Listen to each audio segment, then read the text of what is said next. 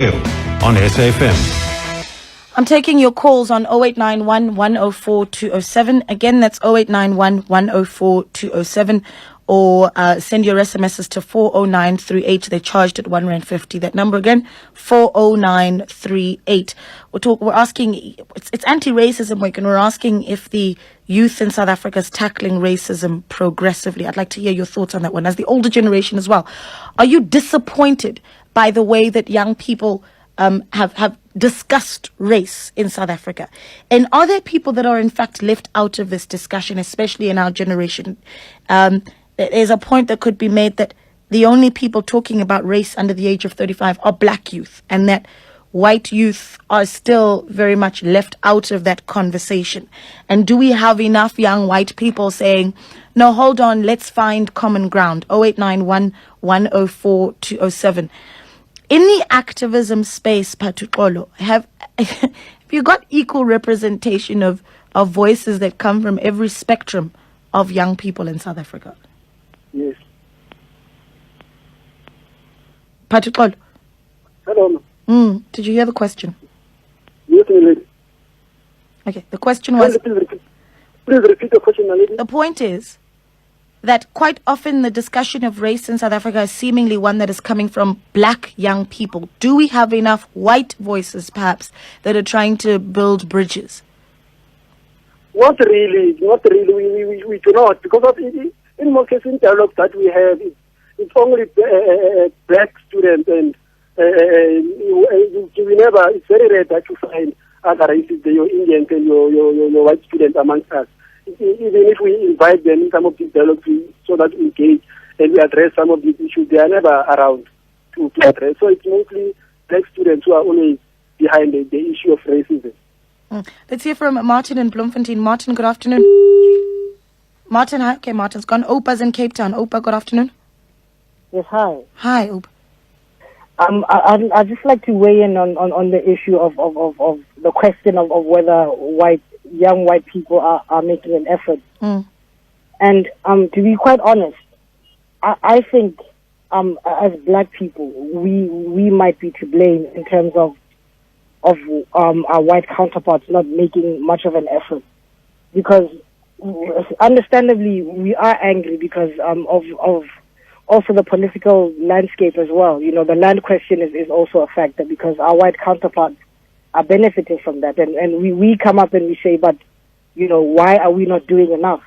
And I think it shouldn't be a matter of saying our white counterparts doing enough. It should be a governance question. You know, that's my take on it. You know, black, white, we should come together and find a common ground to say, where do we go from here? It shouldn't be divided along is my white friend doing enough? Is my black friend doing enough?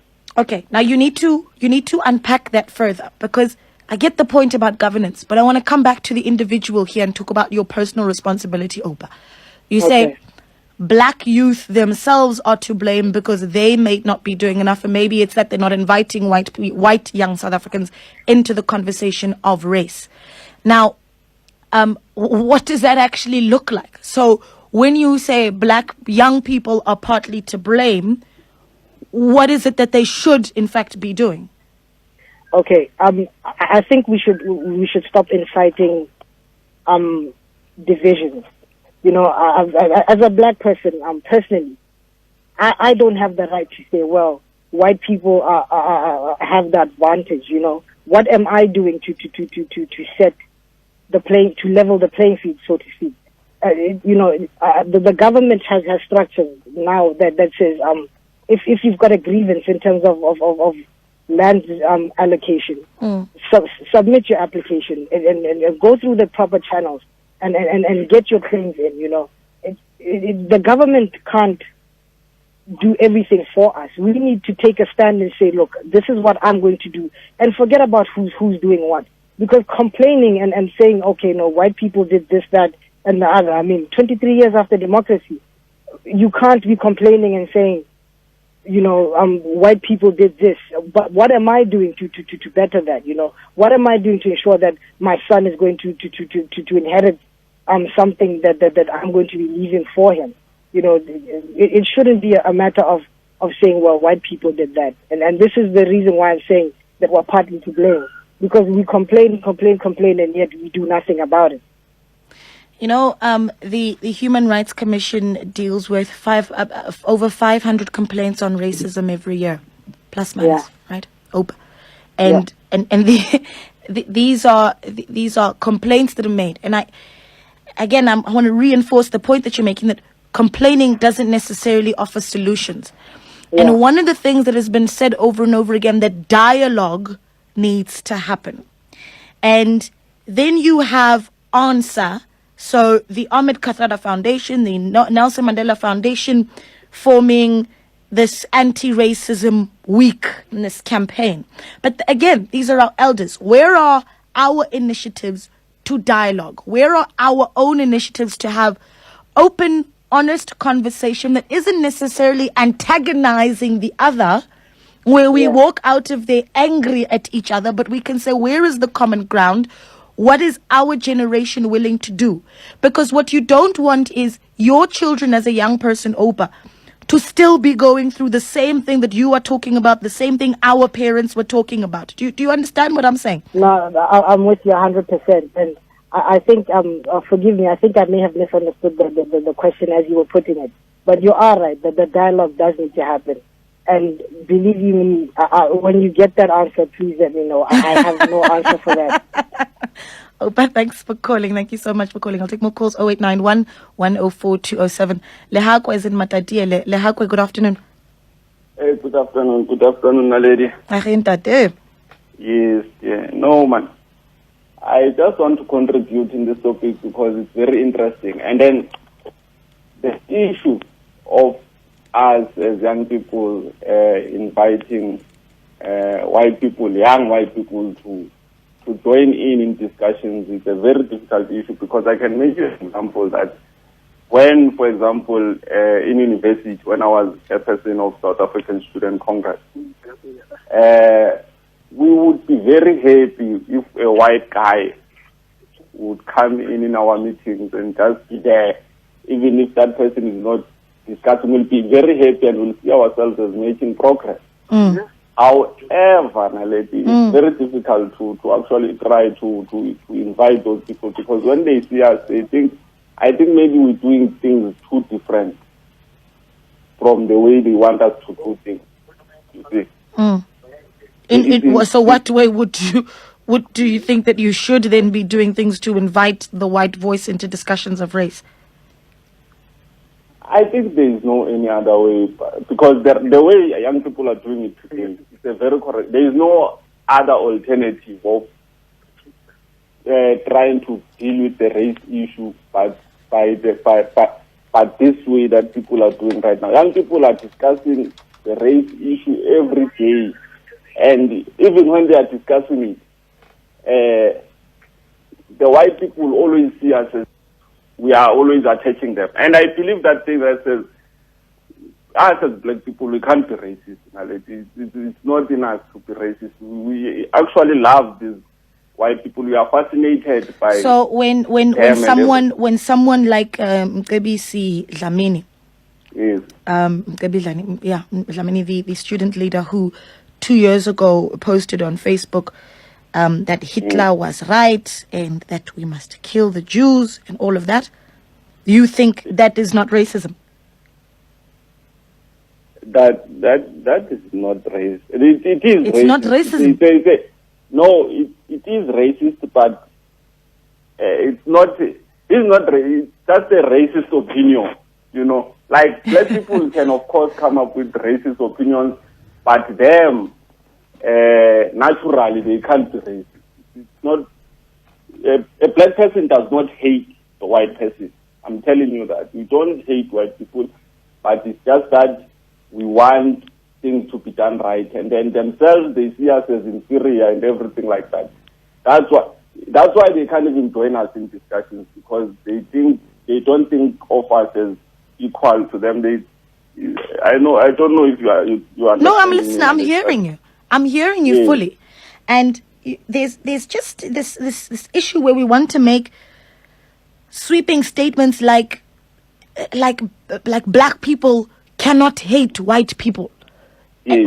When in fact you've had statements that have come from black South Africans, especially black young South Africans, that have presented themselves as quite racist. So you've had black people that have been in a restaurant and said, "I will not give you a tip until you give me back the land."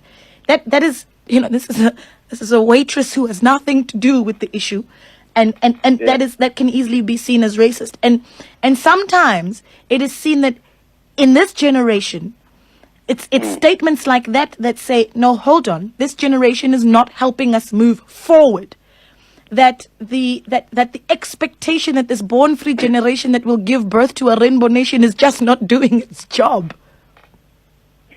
Yeah, I think I agree. I agree with you that there have been statements, but the issue of us being racist is another issue. However, Naledi, us again being progressive, the issue of being progressive is also a complex issue because we are doing things right. Now I'm saying there is no other alternative of addressing the issues of racism than the way young people in their organizations are doing right now. There are many youth organizations that are actually trying to tackle the issue of racism. And then those organizations are doing everything okay because they are dealing with it toe to toe. In the best way that they can. Trying to massage issues. However, Naledi, that is my contribution to this. Okay. No, I appreciate that, Lehagwa. Thank you so much for calling. Dean is in eThekwini. Dean, good afternoon. Naledi, good afternoon. How are you? I'm great. How are you? Well, with this whole race thing, I must say, in the sense that there's a lack of a platform for dialogue on an ongoing basis, I could answer that I'd be lying to say, well, okay, I think it's frustrating. I'll tell you why. I'll give you at least two examples quickly. Okay, because I work in a public facility for eThekwini municipality, we're looking at things like the ANC Youth League at least numerous times using it for their functions, the social functions. So I've had discussions with them there, for example. And I can promise you, especially coming from Ward 36, which of course is, if you know Durban North and etc., you're looking at people who are pretty well heeled, regardless of race. And of course the majority of them are African, as in black African. But if you want to enter into dialogue, you shut down.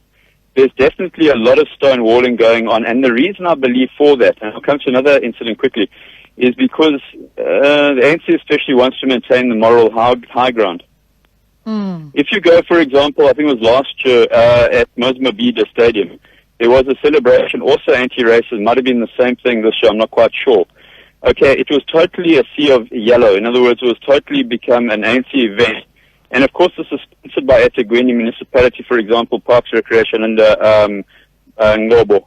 The problem being that he's also running for a government post, and he's also the administrator. Is he one or is he the other? But he's both. And that is troublesome because if I enter there, let's say in a blue DA shirt, or worse, in an orange shirt, if you know what I mean, Dean, let me you are going to be ousted. Let me ask you something, okay? Sure. And I need you to answer this as honestly as you can. I get the sense that every time we want to involve, you're a white South African, we agree?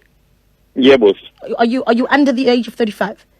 Yeah, no, I'm actually a bit over. That's fine. If you feel young, if you feel young, we can work.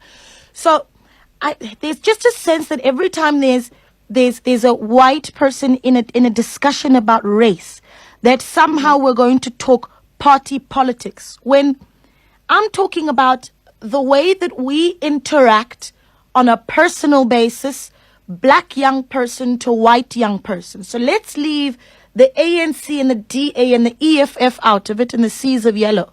I'm talking about where we have ANSA, right? So Ahmed Kathrada Foundation, Nelson Mandela Foundation saying it's anti-racism week. Let's dialogue on how we heal and get past racism. Somehow the white voice seemingly turns to party politics. Why do you think I have that view? I can't be sure, but why do you think I have the view that I have? And I can tell you what I think you have the view is because of your experience and because you're both being sincere here. I know that you're being sincere and you know I'm being sincere. So my experience has shaped my viewpoint. My experience, for example, for Nelson Mandela Day in 2012, which was held in Kwamashu D section. Okay. Now, my contribution to that was to help in teaching swimming, give demonstrations, etc. Now, here's an interesting thing. It became totally a politicized event. There were political speeches, etc., but they never enabled anybody to do anything of the nature of what I was doing. So everybody I brought there, totally my own time, prepared it, etc. However, what happened? It became a totally politicized event. Now, you tell me that your view holds true in my experience in that case. What do you think? Yeah, I'm struggling. I'll tell you what, here's the thing. I'd love to have further dialogue on this because there's so much. If I ask the average African, this is not, my part is also non-white, okay. Here's the thing. If I have a dialogue with almost any African person and I ask them, what is the white experience of a person of my age, if they're a white male, and I'm talking about 49, 45 to 60. Sure. What is their shared experience? No one can answer me. I know, because I put that to the ANC Youth League. They cannot answer that. I'll tell you why. Because they're not really interested in my view, okay? I stand corrected, but then they must prove me wrong. They're not interested in what was I experienced because this is how it works. It's guilt. And you guilt by association. In other words, by virtue of being white, you're guilty of something, and therefore you don't deserve the right to be heard. So, why don't they engage me? And I'm quite happy to engage them. Because I can talk not only from life experience, from my studies, my travels, etc., and say, look, here's my package. Right. Not baggage, package. And say, listen, okay, let us look at this. Let us take it apart. Because it's very easy to also stonewall people. Like I said, happened in 2012. Repeatedly, I was involved earlier as well. I was stonewalled from that after a great deal of involvement. As long as they first had a white face, that was great. We came second in the Bato Pele, etc. But I promise you, after that, they made sure, even if I wrote quite an explanation on this, or they're asking questions, I was given the answer noted. Now, clearly, that is obfuscation of the highest order. Okay? I mean, I've tried as well with my job to go higher. I'm just working basically as a lifeguard for 27 years. I don't believe that resonates with what it is that I'm qualified to do. Okay. Dean, you know what I mean? So there's all of these things. Yeah. Okay, no, sorry? Thanks for sharing your view. I really appreciate it. It's good to have, some white input on this one as well. Thanks for calling. Patuxolo, just as we wrap up, is it, Dean brings it in an interesting element here.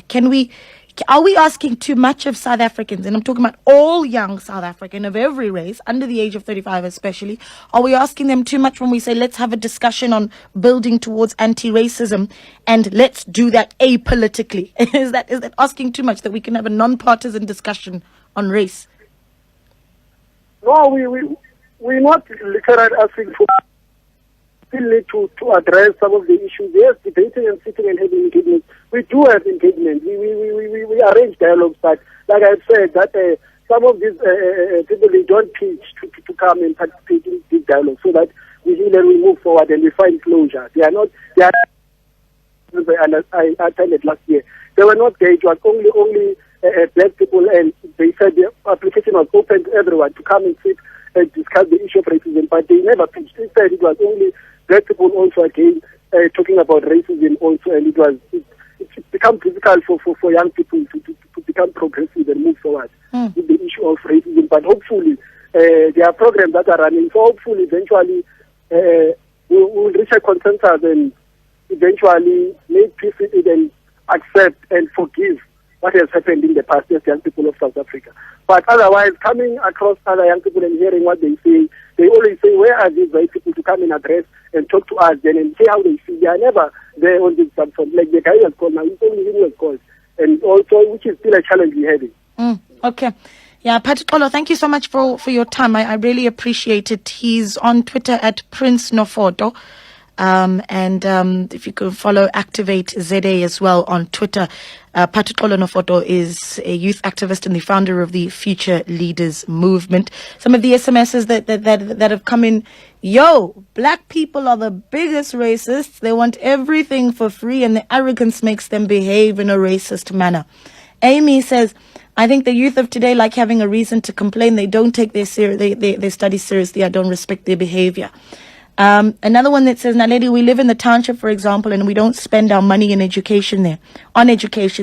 We are okay to live there, dine there, and wine there, but not prepared to invest in education there. I understand we have the freedom of choosing where we to educate our kids. This somehow splits the youth and their priorities become too different, and it makes it tricky for young people to see and tackle racism from the same platform. Jack, interesting point. There's an SMS here that reads, I have 2 kids that are born free. They get nothing from government, not even an internship due to their color. They are Indians. The black youth especially need to be civilized. Burning, breaking, and destroying. Where is your mentality?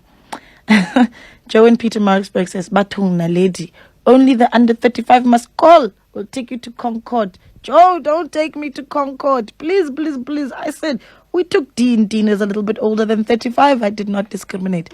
You're still on In Tune on SAFM. Allegro Dinkwanyana is standing by now. In our motivation corner, Allegro, welcome back. Allegro, hi. Allegro. Hi, Nalini. How are There you are. Oh my goodness, you're going to scare the living daylights out of me. So she's the founder of Ogela Media, and she's in our motivation corner talking to us about the principles of business success. Talk to us, Allegro. The principles. What are the principles of business?